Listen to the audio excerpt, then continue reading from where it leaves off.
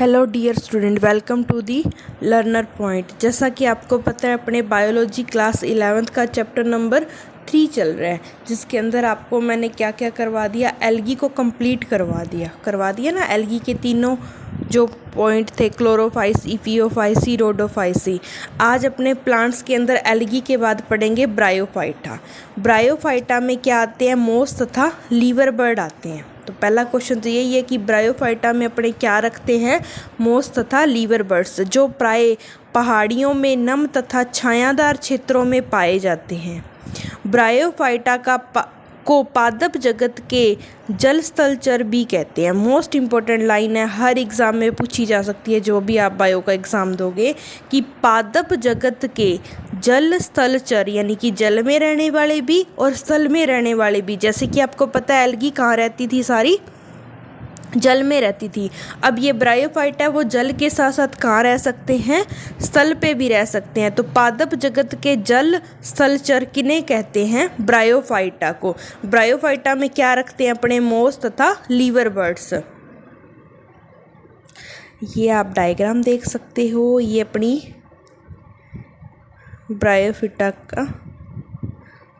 Bryophyte में liver bird, एक मोस और एक लीवर बर्ड है ना। लीवर बर्ड मार्केंशिया, उसकी फीमेल और मेल दोनों का ये वाला जो डायग्राम है, देखो ये वाला, ये अपने किसका एग्जाम्पल है? ये दोनों, ये अपने मार्केंशिया लीवर बर्ड रखे गए हैं ना ब्रायोफाइटा में। ये मार्केंशिया का एग्जाम्पल है, फीमेल और मेल।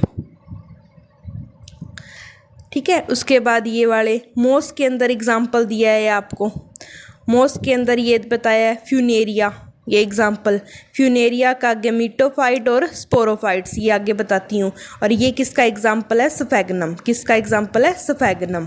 तो देखो, दो मोस के एग्जाम्पल बताए हैं, एक लीवर बर्ड का। लीवर बर्ड के अंदर इन्होंने मार्केंशिया को रखा है, याद रखना, लीवर बर्ड है मार्केंशिया।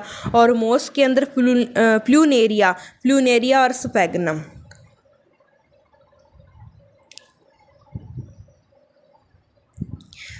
चलो, क्योंकि ये भूमि पर भी जीवित रह सकते हैं। कौन? ब्रायोफाइटा। किंतु लैंगिक जनन के लिए जल पर निर्भर है। अपने बोला था ना लास्ट लाइन में कि ये क्या है? जल स्थलचर हैं।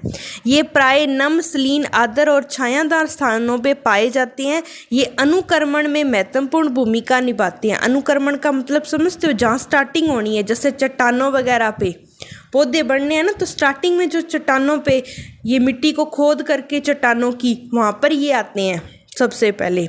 इसकी पादप काय यानी कि इनकी बॉडी, प्लांट बॉडी, शैवाल की अपेक्षा अधिक विभेदित होती है। शैवाल की कैसी थी? एक थैले लाइक स्ट्रक्चर थी ना। अब यहाँ पे थोड़ा डिवाइडेशन होने लग जाएगा, धीरे धीरे अपने क्या हो रहे हैं? डिवेल्प हो रहे हैं। अपने का मतलब यहाँ पे प्लांट डिवेल्प हो रहे हैं भाई।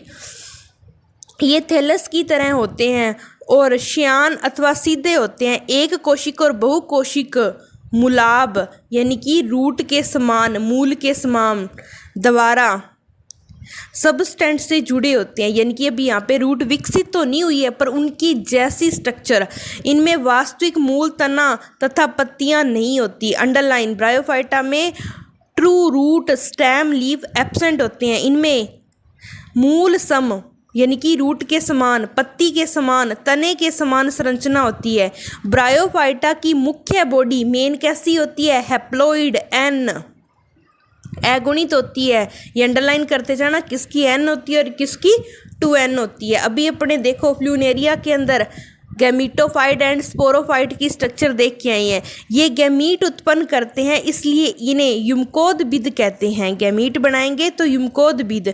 ब्रायोफाइटा में लैंगिक अंग बहुकोशिक होता है। कैसा होता है? बहुकोशिक होता है। नर लैंगिक अंग को पूदानी कहते हैं। नर लैंगिक अंग को क्या बोलते हैं? पूदानी। ये द्विकशाबिक पुमंग उत्पन्न करते हैं। द्विकशाबिक, दो फिजेला। मादा जनन अंग को स्त्रीदानी कहते हैं। ये फ्लाक्स के आकार का होता है। मोस्ट इंपॉर्टेंट है, ब्रायोफाइटा के अंदर जो फीमेल होती है, जिसे अपने स्त्रीदानी कहते हैं, वो कौन सी शेप की होती है? फ्लाक्स शेप की होती है। और जो नर वाला पार्ट होता है उसे पूदानी कहते हैं, जो क्या होता है? बायफेजेला होता है। और ये जो होते हैं लैंगिक अंग होते हैं, चाहे पूदानी कह लो चाहे स्त्रीदानी, दोनों ही कैसी होती है? बहुकोशिक होते हैं। और मेन बॉडी कैसी होती है इसकी? गैमीटोफाइट यानी कि हैप्लोइड, एन शेप के होते हैं ये। ठीक है। उसके बाद फ्लास्क के आकार का होता है जिसमें एक अंड होता है, पुमंग को पानी में छोड़ दिया जाता है, ये स्त्रीदानी के संपर्क में आता है और अंडे से संगलित हो जाता है, जिसके कारण जाइगोट यानी कि युग्मनज बनता है। युग्मनज में तुरंत न्यूनीकरण विभाजन नहीं होता, यानी कि अभी अर्धसूत्री विभाजन शुरू नहीं हो जाएगा, न्यूनीकरण विभाजन नहीं शुरू हो जाएगा, और इससे एक बहुकोशिक बीजाणु उद्भिद स्पोरोफाइट बनता है। क्या बात है, 2n जो जाइगोट है उसके अंदर डिवीजन ना होकर यानी कि n में ना चला जाके ये क्या बनाएंगे, एक बीजाणु उद्भिद स्पोरोफाइट बनाते हैं। स्पोरोफाइट मुक्त जीवी नहीं है, स्वतंत्र तो नहीं रह सकता, बल्कि ये प्रकाश संश्लेषी युग्मकोद्भिद से जुड़ा रहता है। किससे जुड़ा रहता है? युग्मकोद्भिद से जुड़ा रहता है और इससे अपना पोषण प्राप्त करता है। तो गैमीटोफाइट n पर निर्भर है 2n। बात ये है, n यहाँ पे युग्मकोद्भिद को और 2n यहाँ पे मैं बीजाणुद्भिद को कह रही हूँ। स्पोरोफाइट की कुछ कोशिकाओं में न्यूनीकरण विभाजन होता है जिससे अगुणित यानी कि n शेप के बीजाणु अंकुरित कर गैमीटोफाइट्स में विकसित हो जाते हैं। कुछ इसमें से टूटकर n युग्मकोद्भिद बना लेते हैं। स्ट्रक्चर में अपने देखो युग्मकोद्भिद और बीजाणुद्भिद, ये देखो ये पूरा जो मेन बॉडी थी ये वाली युग्मकोद्भिद, इसके ऊपर ये आश्रित है बीजाणुद्भिद। थोड़ा सा जिस बच्चे ने पहले मतलब देखो आप पीजीटी टीजीटी नीट वगैरह की तैयारी कर रहे हो तो आपने कुछ ये बातें सुनी हुई है ना, तो आपको ये बुक रीडिंग ना अच्छी से समझ आएगी। जिनके लिए क्या बिल्कुल ही स्टार्टिंग है उनको ऐसे अभी हाँ थोड़ा सा क्या हो रहा है, पर हाँ फिर भी सुनते जाओ, धीरे धीरे आराम से वक्त सारा कुछ सिखा देगा आपको। ब्रायोफाइटा का बहुत कम आर्थिक महत्व है, ये देखो, लेकिन कुछ मोस के अंदर एक पढ़े एग्जाम्पल करके आए थे अभी, याद है लीवर बर्ड में मार्केंशिया, मोस के अंदर फ्लूनेरिया और स्फेग्नम बताया था मैंने। मोस शाकाहारी स्तनधारियों, पक्षियों व अन्य प्राणियों को भोजन प्रदान करते हैं। स्फेग्नम याद करो वो ऐतिहासिक पल जो मैंने अभी बताया था, मोस के अंदर फ्लूनेरिया और स्फेग्नम की कुछ स्पीशीज जातियां पीट प्रदान करती हैं। पीट समझते हो, ईंधन के रूप में, जिसका उपयोग ईंधन के रूप में किया जाता है। इसका उपयोग पैकिंग में और सजीव पदार्थों को स्थानांतरित करने में भी करते हैं। सजीव पदार्थों का ट्रांसफ़र करने में, पैकिंग करने में पीट ईंधन की फॉर्म में यूज़ होता है। इसका कारण यह है कि इनमें पानी को रोकने की क्षमता बहुत अधिक होती है। रीज़न भी पूछे तो भाई इनमें पानी को रोकने की क्षमता क्या है? बहुत अधिक। लाइकेन समेत मोस सर्वप्रथम ऐसे सजीव हैं जो चट्टानों पर उगते हैं। मोस आए थे सबसे पहले, ब्रायोफाइटा के अंदर भी पूछ ले, लीवर बर्ड आए थे पहले कि मोस आए थे? भाई मोस उगते हैं सबसे पहले, लाइकेन मोस। इनका पारिस्थितिकी दृष्टि से बहुत महत्व है। इन्होंने चट्टानों को अपघटित किया है, बताया था ना, अनुक्रमण बताया था अनुक्रमण, अपघटित किया और अन्य उच्च कोटि के पौधों को उगने के अनुरूप बनाया। चूंकि मोस मिट्टी पर एक सघन परत बनाते हैं इसलिए वर्षा की बौछारें मृदा को अधिक नहीं हानि पहुंचा पाती है। इस प्रकार ये मृदा अपरक्षण को भी रोकते हैं।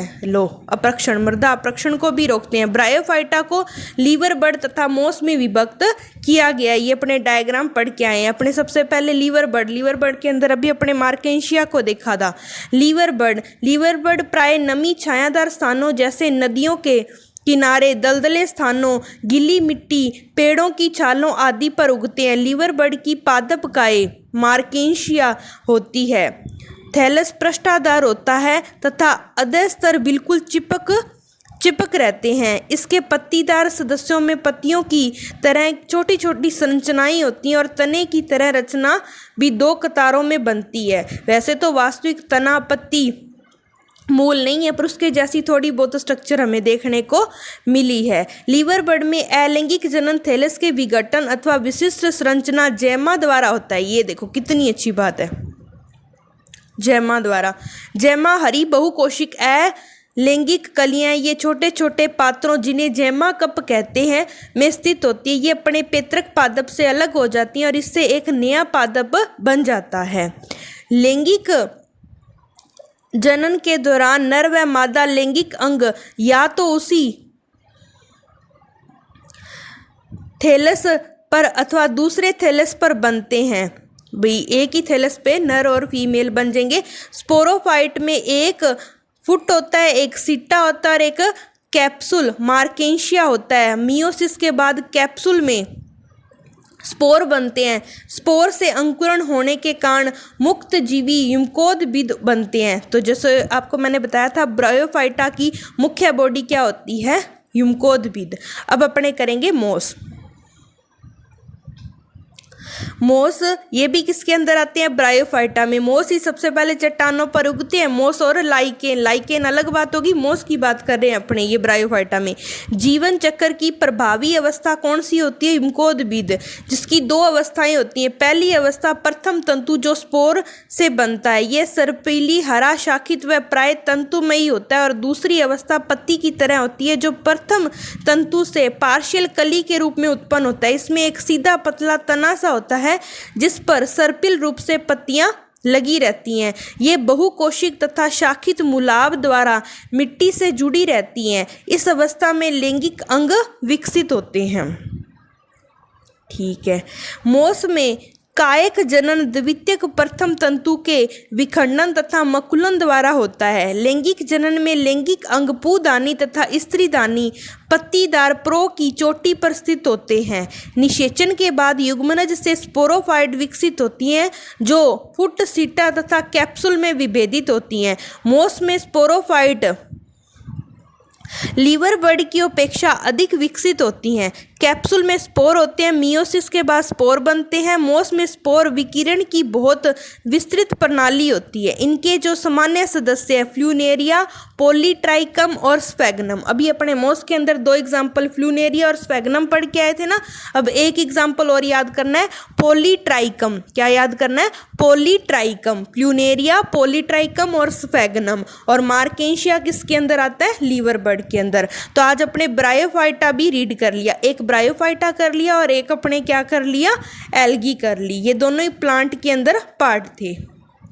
आई होप यहाँ तक आपको कोई भी दिक्कत नहीं होगी। जैसे अपने मैं बता देती हूँ अपने क्या कुछ कर लिया स्टार्टिंग की ये चीज़ें देखो।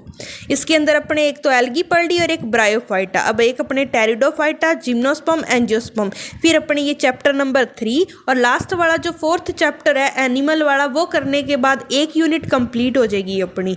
10 यूनिट है अपनी 11th 12th की मिलाकर। और ये सभी एग्जाम के लिए इक्वली इंपॉर्टेंट है। जो भी बंदा बायोलॉजी से तैयारी कर रहा है, चाहे पीजीटी, टीजीटी, चाहे नीट, किसी भी एग्ज़ाम के लिए।